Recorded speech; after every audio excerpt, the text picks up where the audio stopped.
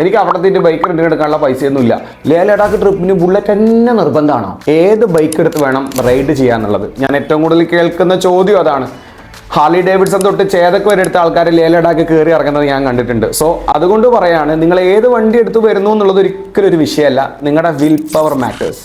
But എങ്കിലും ഒരു comfortable ride നോക്കുകയാണെങ്കിൽ ഞാൻ എപ്പോഴും സജസ്റ്റ് ചെയ്യാം, മിനിമം ഒരു റോയൽ എൻഫീൽഡ് 350 തൊട്ട് മോൾപോട്ടുള്ള വണ്ടികളാണ് ആ റോഡിൽ റൈഡ് ചെയ്യാൻ ഏറ്റവും കംഫർട്ട്. ബിക്കോസ് മറ്റുള്ള സ്ഥലങ്ങളിൽ നിന്നും എൻറ്റയർലി ഡിഫറെൻ്റ് ആണ് ലേ ലഡാക്ക് എന്ന് നിങ്ങൾ ആദ്യം മനസ്സിലാക്കണം.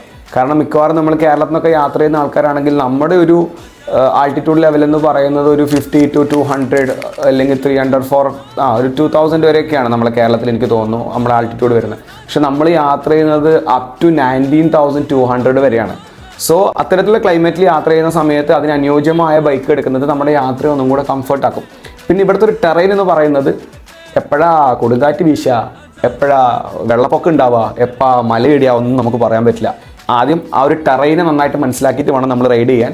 അതേപോലെ തന്നെ റൈഡ് ചെയ്യുന്ന സമയത്ത് ഞാൻ ഇന്ത്യയിൽ ഒരുപാട് യാത്ര ചെയ്ത ആളാണ്, ഞാൻ ഇന്ത്യ മുഴുവൻ റൈഡ് ചെയ്ത ആളാണെന്ന് വെച്ചിട്ട് ലഡാക്ക് എത്തിക്കഴിഞ്ഞാൽ എന്ത് ചെയ്യരുത്, 100-110 വെച്ച് പിടിക്കരുത്. ബിക്കോസ് നമ്മൾ ഓരോ സ്റ്റെപ്പിലും ആൾട്ടിറ്റ്യൂഡ് കയറിയാണ് പൊയ്ക്കൊണ്ടിരിക്കുന്നത്.